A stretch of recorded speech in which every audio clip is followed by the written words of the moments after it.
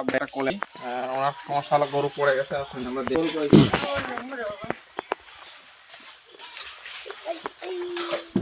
Pass করছি আপাতত pass.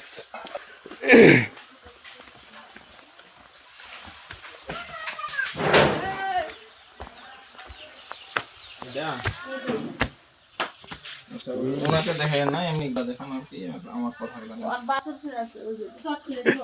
চলতেই তো আচ্ছা, এইটা কি সমস্যা আপনি একটু বলেন দেখি।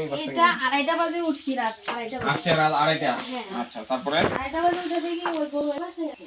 এনে আমি দিছি ওই পাশে থেকে ছটফট করতেছে। আচ্ছা, আর এই পা খালি এদিকে যায়, মানে সোজা করতে পারে না, দাঁড়াইতে পারে না। ও ব্যালেন্স নাই আর কি। হ্যাঁ, আর দেখেন অনেক চেষ্টা করছে রাত্রে। মানে এইটা হলো যে আজকে আপনি হঠাৎ করে দেখতেছেন রাতে যে এই অবস্থা, আগে পা এক হয়ে চলে যাচ্ছে, তাই না?